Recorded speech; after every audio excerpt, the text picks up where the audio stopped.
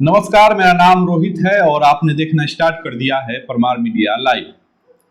दोस्तों, प्रथम चरण के चुनाव का प्रचार आज समाप्त हो चुका है। यानी कि आज हम ये जो वीडियो रिकॉर्ड कर रहे हैं, आज 4 नवंबर है, 4 नवंबर 2025। और जैसा कि आप सबको पता है कि प्रथम चरण के चुनाव का प्रचार प्रसार जो है आज समाप्त हो चुका है और चारों बगल सन्नाटा छा गया है। तमाम प्रत्याशी अब वोटिंग के लिए तैयारी में लग चुके हैं। तो हमने सोचा कि आपके सामने एक प्रचार प्रसार के बाद के माहौल पर एक वीडियो लाया जाए। तो इस वीडियो में हम चर्चा करेंगे रघुनाथपुर विधानसभा क्षेत्र के बारे में। जी हाँ, रघुनाथपुर विधानसभा क्षेत्र जो कि एक सिवान का ही नहीं, बिहार का एक बहुत ही चर्चित विधानसभा क्षेत्र है, या यूँ कहें कि हॉट सीट है। और हॉट सीट होने का कारण आप लोग जानते ही हैं, बताने की ज़रूरत नहीं है। तो इस चर्चा में हमारा साथ देने के लिए मौजूद हैं परमार मीडिया नेटवर्क के संपादक श्री नवीन सिंह परमार जी। नमस्कार सर। जैसा कि चुनाव प्रचार समाप्त हो चुका है और तमाम प्रत्याशी जितना जोर आजमाइश करना था वो कर चुके हैं। प्रत्याशी ही नहीं, गठबंधन और गठबंधन के साथ जनता भी कम चुनाव नहीं लड़ती है। तो अब सन्नाटा है, अब वोटिंग की तैयारी चल रही है। तो आपके हिसाब से आज के डेट में 4 नवंबर 2025 तक रघुनाथपुर की स्थिति क्या लग रही है? रोहित, मुझे लगता है, मुझे यानी परमार मीडिया नेटवर्क को ये लगता है कि रघुनाथपुर की लड़ाई भी निर्णायक दौर में पहुंच चुकी है। और दो बड़े गठबंधन, दो बड़े प्रत्याशी, दो गठबंधन के दो बड़े महारथी चुनाव लड़ रहे हैं और दोनों पहली बार लड़ रहे हैं। दोनों पहली बार चुनाव लड़ रहे हैं। और एक तरह से कहा जाए कि दोनों प्रत्याशियों ने तो जितना दमखम लगाया ही, रघुनाथपुर पर गठबंधन ने भी दमखम लगाया। रघुनाथपुर विधानसभा क्षेत्र में दोनों गठबंधन के जितने नेता आए, वह शायद दूसरे विधानसभा क्षेत्र में दोनों गठबंधन के नेता उतनी बड़ी संख्या में नहीं आए। जी, स्टार प्रचारकों की एक भीड़ लग गई। तो रघुनाथपुर बड़ा ही संवेदनशील क्षेत्र है, अब बड़ा ही जागरूक क्षेत्र है। अब रघुनाथपुर इतना जागरूक क्षेत्र है कि जिस समय रघुनाथपुर पूरे सिवान में डॉक्टर मोहम्मद शहाबुद्दीन के खिलाफ कोई बोलने का हिमाकत नहीं करता था, उस समय रघुनाथपुर की जनता ने एक घरेलू महिला जगमातो देवी को सामने कर डॉक्टर मोहम्मद शहाबुद्दीन के सत्ता को चुनौती ही नहीं दी। उनके उस सत्ता से जो अहंकार पैदा हुआ था उसको चकनाचूर कर दिया। और रघुनाथपुर की जनता का वह मार्ग आज तक डॉक्टर मोहम्मद शहाबुद्दीन का परिवार झेल रहा है।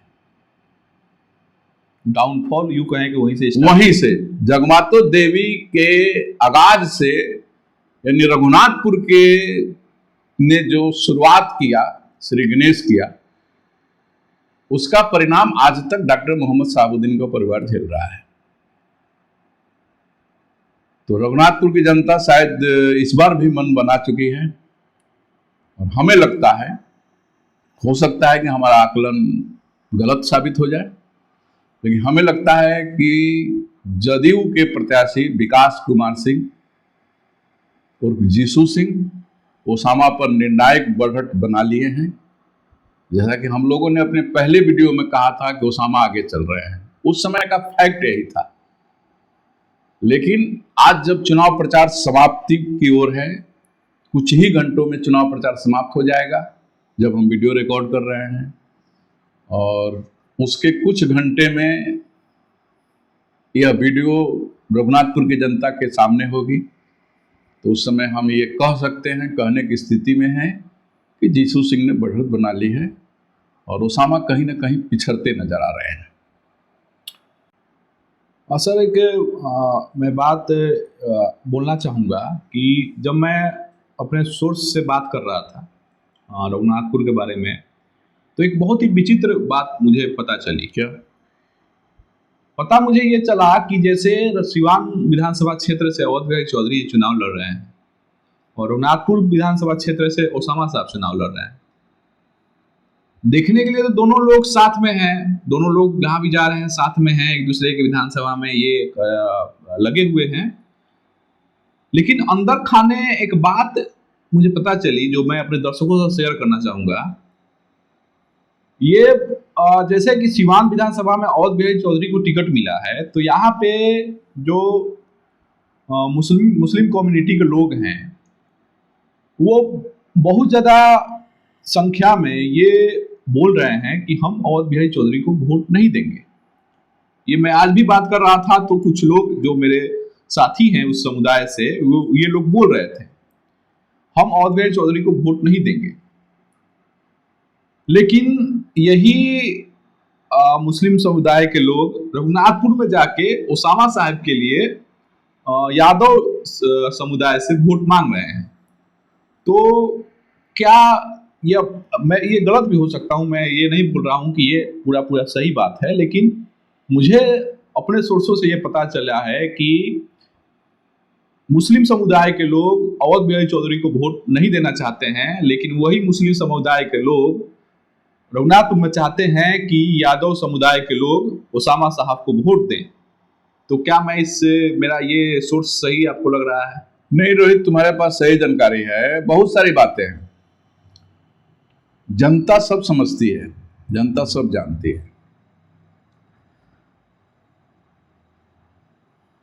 ओसामा साहब ने कभी भी मोहम्मद कैफ और इंतखाब अहमद के खिलाफ कुछ भी नहीं बोला। जी हाँ, ये तो मैंने भी नोटिस किया है। ओसामा साहब की ओर से ऐसी कोई बयान जारी नहीं हुई सार्वजनिक रूप से। इंतखाब अहमद की तो चर्चा कम, मोहम्मद कैफ चुनाव लड़ रहे हैं यहाँ ओवैसी साहब की पार्टी से। जी, ओवैसी साहब की पार्टी 99% अल्पसंख्यक समाज की पार्टी है। पार्टी तो है ही। मोहम्मद कैफ खुल के बोल रहे हैं कि मैं मुसलमानों के लिए चुनाव लड़ रहा हूं और मुझे मुसलमान वोट दें। और वह कह रहे हैं कि ओसामा साहब का मैं सपोर्ट कर रहा हूं। जी, वह रघुनाथपुर के मुसलमानों से आग्रह कर रहे हैं कि एक एक वोट ओसामा साहब को दें। जी, वह यह भी कह रहे हैं, चुनाव प्रचार में कहते फिरे, हर दिन कहे कि मैं रघुनाथपुर से इसलिए चुनाव नहीं लड़ा कि अल्लाह का एक बंदा वहां से चुनाव लड़ रहा था। जी, हमारे मुस्लिम कौम का एक साथी चुनाव लड़ रहे थे और मोहम्मद कैफ सिवान में अवध बिहारी चौधरी के खिलाफ लड़ रहे हैं। तो जिस प्रकार से खुल करके बैटिंग कर रहे थे, क्रिकेटर भी हैं मोहम्मद कैफ, तो जिस प्रकार से वो खुल के बैटिंग कर रहे थे रघुनाथपुर में ओसामा साहब के लिए, तो ओसामा साहब ने उस प्रकार से अवध बिहारी चौधरी के लिए या मोहम्मद कैफ की उस बैटिंग के खिलाफ, ओसामा साहब कह रहे हैं कि हम सर्व समाज के नेता हैं, अब बगल के सीट का एक उम्मीदवार कह रहा है कि मैं मुस्लिम समाज का नेता हूं और वो वोट मांग रहा है। तो ओसामा साहब को खुल के आना चाहिए था कि भाई मुझे सर्व समाज का वोट चाहिए और मैं सिवान क्षेत्र के मतदाताओं से आग्रह कर रहा हूं, मुस्लिम मतदाताओं से, कि भाई आप इनके बातों पर ध्यान नहीं दे, आप अवध बिहारी चौधरी को चुनाव जितावे। तो ये रघुनाथपुर की जनता, विशेषकर हुसैनगंज ब्लॉक की जनता, इसका साइड इफेक्ट हुआ है। हाँ, हुसैनगंज ब्लॉक में बड़ा ही संवेदनशील रहता है। मुस्लिम समाज यादव समाज के बीच में हुसैनगंज ब्लॉक बहुत संवेदनशील ब्लॉक है। हर साल कुछ न कुछ लफड़ा होता है और यही दोनों समाज आमने सामने होते हैं। जी, तो इसका असर है और निश्चित रूप से असर है। और अब आप हमसे पूछ सकते हैं, कह सकते हैं कि आखिर क्यों परिणाम बदल गया। हम लोग पहले वीडियो में कह रहे थे कि ओसामा साहब आगे चल रहे हैं। जी, हमने सब पहला रघुनाथपुर का वीडियो बनाया था, आप लोगों ने देखा भी होगा, आप लोगों ने प्यार भी दिया था उस वीडियो को, जिसमें हमने बोला था कि ओसामा साहब हमारा शीर्षक है, ओसामा साहब आगे चल रहे हैं रघुनाथपुर से। लेकिन उस वीडियो में और इस वीडियो के बीच में ऐसा क्या बदल गया कि उसामा साहब आज आप बोल रहे हैं, आप ही बोले थे कि उसामा साहब आगे चल रहे हैं, आज आप ही बोल रहे हैं कि उसामा साहब पिछड़ गए हैं? 3 प्रमुख कारण हैं मेरे नजर से। पहला तो हमने बताया जी, मोहम्मद कैफ जिस प्रकार से बैटिंग कर रहे हैं, खुल के बैटिंग कर रहे हैं, उसका साइड इफेक्ट रघुनाथपुर के यादव मतदाताओं पर पड़ा है। वो 2% हो, 5% हो, उसका इफेक्ट है, उससे इनकार नहीं किया जा सकता है। मेरी दर्जनों लोगों से बात हुई है। मेरे पूरे पत्रकारिता जीवन कहिए कि शुरुआत रघुनाथपुर क्षेत्र से मैंने किया, और रघुनाथपुर क्षेत्र के एक एक गांवों से संपर्क है, हर समाज के लोगों से संपर्क है, गृह विधानसभा। हाँ, तो इसका साइड इफेक्ट पड़ा है, पहला कारण। दूसरा कारण, अमित शाह ने जो जनसभा किया सिवान में, जी, कैलगढ़ में, वह एक माहौल बना, और अमित शाह की चिंताओं से रघुनाथपुर के लोगों को, अमित शाह के चिंताओं ने रघुनाथपुर के लोगों को झकझोर दिया। रघुनाथपुर के वे वोटर जो उदासीन थे, जी रोहित, एक महत्वपूर्ण बात होती है चुनाव में, 25% वोटर ऐसे होते हैं जो किसी के पक्ष में नहीं होते हैं, साइलेंट वोटर होते हैं। वो परिस्थिति देख के मन बनाते हैं। तो वह जो साइलेंट वोटर थे, जिनके नजर में ओसामा दिसू सिंह कोई विषय नहीं थे, उनको था कि हमको देना है, हम सोचेंगे।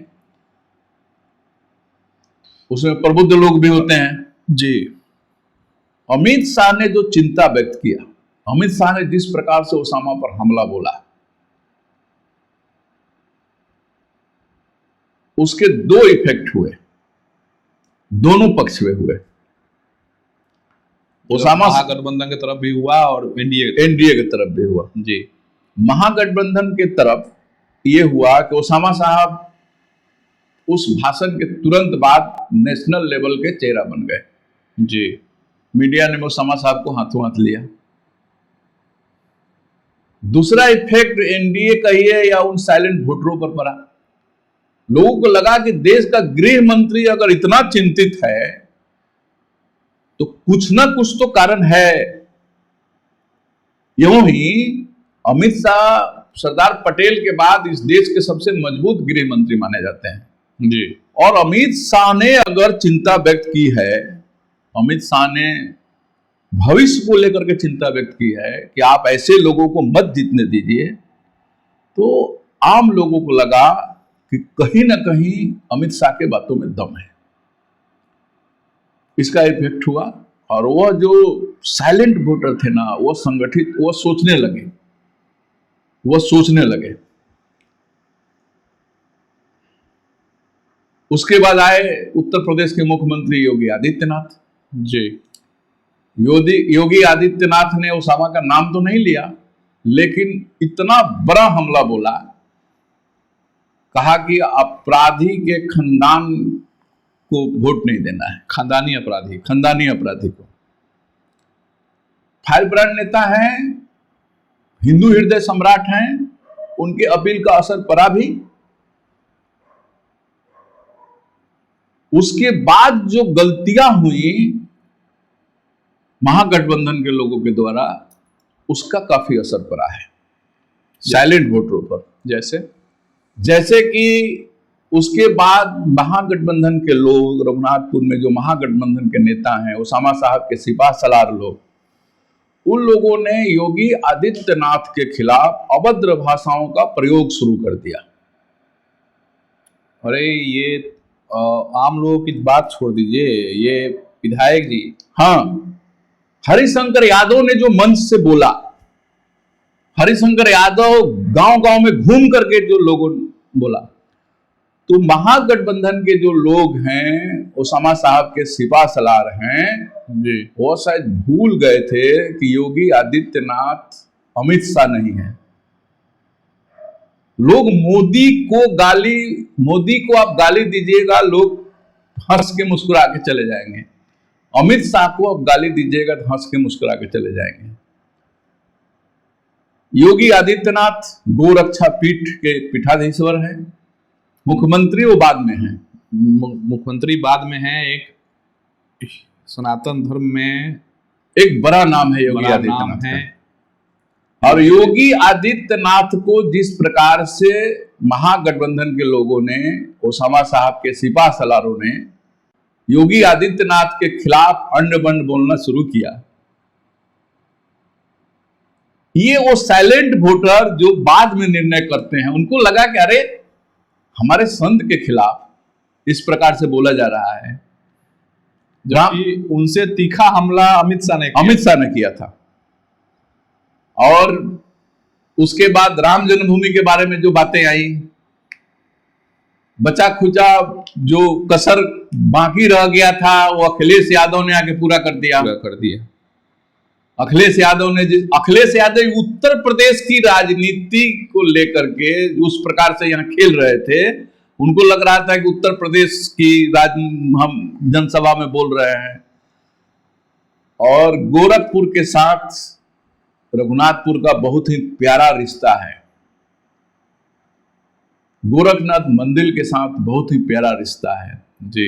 जिस समय ओसामा साहब के वालिद डॉक्टर मोहम्मद साहबुद्दीन के समय सिवान आतंक से जूझ रहा था, अमरनाथ यादव के आतंक से जब सिवान जूझ रहा था, माले के आतंक से जी, डॉक्टर मोहम्मद साहबुद्दीन के आतंक से सिवान जूझ रहा था, उस समय सिवान का जो यह दक्षिणांचल क्षेत्र है, उस क्षेत्र के सैकड़ों परिवार गोरखपुर में जाकर के जमीन लेकर के बस गए जी। आज भी वहीं बसे हुए हैं। उनका आना जाना लगा रहता है। बसे वहां है लेकिन वोटर यहाँ के हैं। और उनका बहुत ही आत्मीय संबंध है योगी आदित्यनाथ से। क्योंकि योगी आदित्यनाथ ने संरक्षण दिया जी। वो जिस समय वह सिवान से त्रस्त होकर के गोरखपुर गए, उस समय योगी आदित्यनाथ और उनकी हिंदू युवा वाहिनी ने उनका संरक्षण दिया, उनको बसाया, उनकी सुरक्षा दी, उनके बच्चों को शिक्षा दी जी। और जब योगी आदित्यनाथ पर रघुनाथपुर से उनके बारे में अभद्र बातें की जा रही थी तो इसका रिएक्शन हो रहा था। मेरे दर्जनों मित्र हैं गोरखपुर में, उन लोगों ने फोन करके कहा कि लागत आ कि अब वोट देवे आवे के परी। अच्छा। दर्जनों मित्र हैं, उन लोगों ने कहा कि लागत आ कि अब वोट देवे आवे के परी। तो अर्थ कर दिलसन महाराज जी के बारे में बोल के, जैसे कि वो महाराज जी बोले जाते हैं योगी जी को लोग, कि महाराज जी के बारे में बोल के हरिशंकर यादव के भाषण को के तुरंत बाद 4 फोन आए। तो मैंने कहा कि हरिशंकर यादव भी महाराज जी के बारे में बोलते रहे। वो लोग रघुनाथपुर के लोग थे। उन्होंने कहा कि हरिशंकर यादव जरा मुंह में जबान नहीं खे, वो अब महाराज जी के बारे में बोले लगल। ये तो अत्य कर दिले बरसन भाई। इसका साइड इफेक्ट है, एक और साइड इफेक्ट है जी। क्योंकि जो लोग गोरखपुर गए या पटना गए बसने के लिए, वो 2 लोगों से डर के गए। कुछ लोग अमरनाथ यादव के आतंक से डर के गए, यानी माले के आतंक से डर के गए जी। और कुछ लोग डॉक्टर मोहम्मद साहबुद्दीन के आतंक से डर के गए।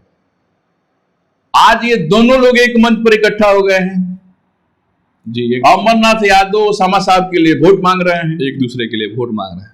अब ऐसे लोगों को लगता है कि भाई हमको सताने के लिए दोनों एक दूसरे से लड़ रहा था और आज ये दोनों सत्ता के लिए एक हो गया। तो ऐसे लोगों का भी रिएक्शन है। और आमतौर पर जो रिएक्शन रघुनाथपुर में हमेशा रहता है, जो जगमातु देवी के समय से 2005 के फरवरी में पहली बार रघुनाथपुर विधानसभा क्षेत्र, मतलब कहिए कि इस प्रकार से आमने सामने हुआ था। नहीं तो पहले विजय शंकर दुबे और विक्रम कुंवर की बहुत प्यारा लड़ाई हुआ करता था रघुनाथपुर में। उसके पहले रामदेव सिंह, रामानंद बाबू का बहुत प्यारा लड़ाई हुआ करता था। लेकिन जगमातु देवी जब चुनाव में आई और उस समय जो लड़ाई का एक रुख बदला फरवरी में, और उस समय एक तरह से वोट 2 स्थानों पर इकट्ठा हुआ। सब लोग समझ रहे होंगे कि मैं किस ओर इशारा कर रहा हूं। और वह जो शुरुआत हुआ, वह शुरुआत पिछले चुनाव तक बरकरार था। पिछले चुनाव में भी मतलब वह उसी प्रकार से था। पिछले चुनाव में एक पक्ष दो भागों में बट गया था, जदयू और लोजपा के नाम से। इस बार वह एकदम आमने सामने हो गया है। जदयू लोजपा नहीं होकर के अब केवल जदयू है, और उधर राजद है। राजद यानी माई समीकरण, MY का समीकरण जिसको बोलते हैं, वह समीकरण अब उसमें भी कुछ हाँ, इस बार मोहम्मद कैफ बहुत बड़े कारण है उसके, बहुत बड़ा कारण है, बहुत बड़े कारण। तो इस प्रकार से अगर देखा जाए तो रघुनाथपुर भी अब निर्णायक दौर में पहुंच चुका है। ये हमारा आकलन है। मैं ये नहीं कहूंगा कि मेरा आकलन 100% सही है, लेकिन मेरी भी परीक्षा है। मेरे इतने दिनों की अनुभव का परीक्षा है, मेरे संपर्क सूत्रों की परीक्षा है कि मेरा जो संपर्क है कैसे मेरे पास खबरें आती हैं। अगर मैं सफल हुआ अपने, हमारी टीम ने जो मेहनत किया है वह अगर मेहनत सफल रहा, आकलन हमारा सर्वे सही रहा, तो हम इससे आगे की सोचेंगे। कितना का अंतर रहेगा जीत हार में आपके अनुसार? बहुत ज्यादा का अंतर नहीं रहेगा। वो पिछले बार का जो अंतर था ना, पिछले बार का जो अंतर था वो अंतर बस वो केवल स्थान बदल जाएंगे। जो राजद, लेकिन पिछले बार जैसे कि आपने अभी चर्चा भी किया कि जेडीयू का और लोजपा का वोट बढ़ गया था, और इनको कितना वोट आया था हरिशंकर यादव को? हरिशंकर यादव को 60,000 से प्लस वोट आए थे, और जेडीयू को शायद 26 या 27,000 वोट आया था, और 49,000 के आस 50,000 49,000 का था। तो देखा जाए तो पिछला बार भी एनडीए ही जीती थी। पिछले बार भी एनडीए ही जीती, लेकिन दो पक्ष हो गया था, इसलिए हरिशंकर यादव निकल गए थे। नहीं तो लड़ाई तो पिछली बार ही भी जबरदस्त। तो मैं जो कह रहा हूं कि पिछले बार की तरह अंतर होगा 10 से 15,000 का। वो अंतर ये होगा कि पिछले बार की अपेक्षा इस बार वोट प्रतिशत बढ़ जाएंगे। दोनों प्रत्याशी को हो सकता है कि महागठबंधन के प्रत्याशी को और जदयू एनडीए के प्रत्याशी को मतलब वोट पिछले बार से इस बार ज्यादा मतदान होगा, क्योंकि लोग इस बार ज्यादा उत्सुक हैं मतदान करने के लिए। दोनों पक्ष के लोग लगे हैं जी, उत्सुक हैं एकदम। तो देखते हैं क्या होता है। जैसे सब लोगों ने आकलन किया, सब लोगों ने सर्वे किया, हम लोगों ने भी सर्वे किया। अब परिणाम आएगा तो देखा जाएगा। तो कुल मिलाकर ये हम कह सकते हैं, ये परमार मीडिया का आकलन है। एक जैसा कि आज 4 नवंबर है, 4 नवंबर 2025, और जैसा कि आप सबको पता है कि आज प्रथम चरण के चुनाव का प्रचार प्रसार आज समाप्त हुआ है।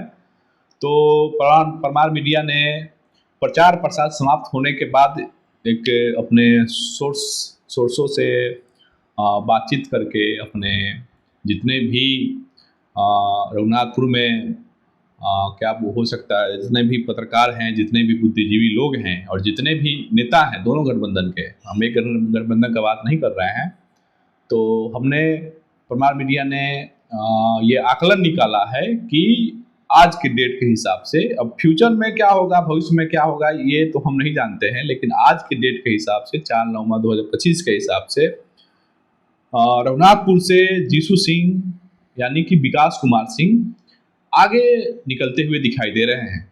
और पिछला वीडियो के हमारा जो पिछला वीडियो था जिसमें हमने बताया था कि ओसामा साहब आगे चल रहे हैं, तो इस वीडियो में वो थोड़ा सा चेंज हो गया है और ओसामा साहब थोड़ा सा पिछड़ते हुए नजर आ रहे हैं। तो ये हमारा आकलन है, परमार मीडिया का आकलन है। ये हो सकता है कि पूरी तरीके से गलत हो जाए, हो सकता है कि सही हो जाए, और हो सकता है कि इससे कुछ और डिफरेंट परिणाम आ जाए। तो ये आकलन है, इसे आप आकलन की तरह ही लीजिए। और हमने प्रयास किया है कि आपके साथ हम अपना आकलन शेयर करें और देखते हैं कितना तक सही होता है, कितना तक गलत होता है। बाकी चुनाव के बाद, वोटिंग के बाद हम एक एग्जिट पोल भी लेके आएंगे जिसमें हम बताएंगे कि कौन कितना आगे चल रहा है और कौन कितना पीछे चल रहा है। सिवान के 8 विधानसभा सीट पर हम लोग एक एग्जिट पोल, हमारी टीम तैयारी कर रही है और हम एक शानदार एग्जिट पोल प्रस्तुत करने का प्रयास करेंगे, देखेंगे कि क्या होता है। जी, हम लग चुके हैं। हम बाकी जो सिवान में न्यूज़ चैनल चल रहे हैं फेसबुक पे, उनकी तरह तो हम फील्ड में नेता लोग के पीछे नहीं भागते हैं, लेकिन हमारा एक स्ट्रॉन्ग कनेक्शन है जिससे हम पता करते हैं, जिससे हम बात करते हैं और आपके सामने हम उन सभी के बातों का एक प्रस्तुत करते हैं। तो हमने आज से अब लग चुके हैं कि एक एग्जिट पोल आपको दिया जाए और वोटिंग का इंतजार है। वोटिंग के बाद कुछ साफ क्लियर हो जाता है कि कौन कितना आगे है, कौन कितना पीछे है। बाकी आपको ये वीडियो कैसा लगा, हमारा ये चर्चा कैसा लगा, आप हमें कमेंट बॉक्स में ज़रूर बताइए। एक बात मैं रोहित अपने दर्शकों से कहना चाहूँगा जी कि परमार मीडिया जो दिखता है वही अपने चैनल पर बताने का प्रयास करता है। जी, कुछ लोगों को हमारी बातें बुरी लग रही होंगी, कुछ लोगों को बहुत अच्छा लग रहा होगा। जैसे पिछले वीडियो में तुम्हारे पास भी कुछ फ़ोन आए थे, हमारे पास भी 40 से ऊपर फ़ोन आए थे, तरह कुछ लोग प्रशंसा कर रहे थे तो कुछ लोग काफ़ी नाराज थे। जो पहला वीडियो हम लोग उसामा साहब हाँ, आगे बताया था। हाँ जी, तो भाई उस समय हम लोगों ने जो देखा था वो कहा था, हम आज जो देख रहे हैं उसको कह रहे हैं। नाहु काहू से बैर, नाहु काहू से दोस्ती। हम स्पष्ट रूप से अपने सिद्धांतों के अनुसार पत्रकारिता करते हैं। हम ये नहीं कहेंगे कि हम बहुत निष्पक्ष हैं। हम पत्रकारिता करने का प्रयास करते हैं, जो दिखता है वह कहने का प्रयास करते हैं। हमें जो अच्छा लगता है उसको हम कहने का प्रयास करते हैं। बहुत सारी बातें, बहुत सारे बड़े बड़े सिवान के यूट्यूबर, बड़े बड़े तथाकथित बड़े बड़े पत्रकार दिन रात कुछ ऐसे इंटरव्यू को उन लोगों ने चलाया है जो मीडिया की भी अपनी एक मर्यादा होती है, गाली दी जा रही है। मैं नाम लेना चाहूँगा, गब्बर यादव का इंटरव्यू आया है जी। उन्होंने रघुनाथपुर के प्रत्याशी जीसू सिंह के विषय में जो कहा वह नहीं दिखाना चाहिए, नहीं चलाना चाहिए। जटा सिंह का जो इंटरव्यू आया है, जटाशंकर सिंह का जो इंटरव्यू आया है जी, कोई सोनू सिंह है उनका इंटरव्यू आया है, विभिन्न चैनलों ने चलाया है। तो भाई वह आपकी मर्यादा है, आप उस प्रकार की बातें चला सकते हैं, आपको बधाई। परमार मीडिया इन सब बातों से अपने को अलग रखता है। हम भी चाहते तो गब्बर यादव का इंटरव्यू कर सकते थे, टुन्ना पांडे का इंटरव्यू कर सकते थे। हम लोगों ने वीडियो टुन्ना पांडे का लाइव वीडियो को चलाया था, लेकिन हमारे जो दर्शक हैं, कम ही दर्शक हैं, हमारे व्यूअर बहुत कम हैं, लेकिन हमारे लगभग 10-12 ऐसे व्यूअर हैं जिनको मैं बहुत सम्मान करता हूं। वो बाहर रहते हैं, देखते हैं। उन लोगों ने कहा कि नवीन जी आपके चैनल पर टुन्ना पांडे का ये वीडियो जो लगा वह अच्छा हमको नहीं लगा जी। मुझे गुलामी हुई। मैं उन सारे दर्शकों से, अपने सारे श्रोताओं से क्षमा मांगता हूं। वीडियो डिलीट करना हमारी परिपाटी नहीं है, इसलिए हमने वीडियो डिलीट नहीं किया। नहीं तो लोग कहते कि दबाव में आकर के हम वीडियो डिलीट कर दिए। दोबारा ऐसी गलती नहीं होगी। भले हमको 5 ही लोग देखें, लेकिन हमारे दर्शक सम्मानित हैं। हम उनके सम्मान के साथ कोई खिलवाड़ नहीं करेंगे। हमें नहीं चाहिए व्यूअरशिप, हमें नहीं चाहिए टीआरपी। हमको 5 ही लोग सुने, हमको जो समझते हैं वह सुने जी।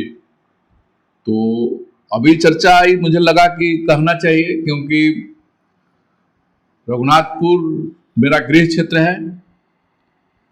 मैं वोटर हूं रघुनाथपुर का। अभी भले ही मैं अस्वस्थ हूं तो हो सकता है कि मैं इस बार मतदान करने नहीं जा पाऊं, क्योंकि बाहर जाने में परेशानियां हो रही हैं। लेकिन मैं अब, क्योंकि मेरी पत्रकारिता की शुरुआत रघुनाथपुर से हुई है और रघुनाथपुर में मैंने बहुत शान से पत्रकारिता की है, जो रघुनाथपुर के लोग जानते हैं। मुझे जो अच्छा लगा मैं उस समय भी लिखा। मैंने पत्रकारिता में कहीं कोई भेदभाव नहीं किया, जो दिखा वह लिखा। आज जब हम इस डिजिटल प्लेटफॉर्म पर हैं तो हमें जो अच्छा लग रहा है उसको हम कह रहे हैं। जाने अनजाने हमसे कोई गलतियां हुई होंगी चैनल के वीडियो में, जैसे हम लोगों ने 2 वीडियो लगा दिया था, गब्बर यादव का वीडियो और टूना पांडे का वीडियो। हमारे कई लोगों ने कहा, जिन लोगों ने शुरू से मेरा समर्थन, जिनका सपोर्ट रहा है, हर दुख सुख में जिन्होंने साथ दिया है, उन लोगों ने, कई लोगों ने कहा, जो मेरे कई अभिभावक जैसे लोग हैं, मेरे मुझसे बड़े उम्र में हैं, कुछ मेरे कलीग हैं, उन लोगों ने कहा कि नवीन जी, परमार मीडिया लाइव पर ये वीडियो अच्छा नहीं लग रहा है। दर्शकों का जो प्रेम है यही मेरे लिए रिवार्ड है। लोगों को लगा कि भाई मेरे चैनल पर ये वीडियो अच्छा नहीं लग रहा है, इसीलिए हम ऐसा कोई भी साक्षात्कार लेने का प्रयास नहीं किए, कोई वल्गर बातें हम करने का प्रयास नहीं किए। हमें जो अच्छा लगा हमने प्रस्तुत किया और हमारा ये सर्वे है और देखते हैं हम कहाँ तक अपने सर्वे में सफल हुए हैं। हमारी नई टीम है वह कहाँ तक सफल हुई है, ये तो अब 14 नवंबर को पता चलेगा। हाँ, तो कुल मिलाकर मैं बोल रहा था कि रघुनाथपुर विधानसभा क्षेत्र आज के हिसाब से, यानी कि 4 नवंबर 2025 के हिसाब से रघुनाथपुर में जीसू सिंह आगे चल रहे हैं और ओसामा साहब पीछे चल रहे हैं। अब ये हमारा आकलन है, ये गलत हो सकता है, ये सही भी हो सकता है, ये कुछ डिफरेंट भी हो सकता है। तो हमें इंतजार है अब वोटिंग का, और वोटिंग के बाद हम एक साफ एक डाटा आपको दे पाएंगे। और 11 तारीख को 11 तारीख को हम एक साफ डाटा आपको दे पाएंगे और एक एग्जिट पोल हम देंगे सभी विधानसभा पे, और उसमें बताएंगे कि कौन कहाँ से आगे है और कौन कहाँ से पीछे है। बाकी तब तक आप हमारे चैनल से जुड़े रहिए। आपको ये चर्चा कैसा लगा? थोड़ा सा लंबा हो गया है, हम जानते हैं, लेकिन आप अपना प्यार हमारे साथ बनाए रखिए। मेरा नाम रोहित है और आप देख रहे थे परमार मीडिया लाइव। जहाँ भी रहिए स्वस्थ रहिए और चैनल को सब्सक्राइब जरूर कर दीजिएगा। जय हिंद, जय श्री राम, नमस्कार।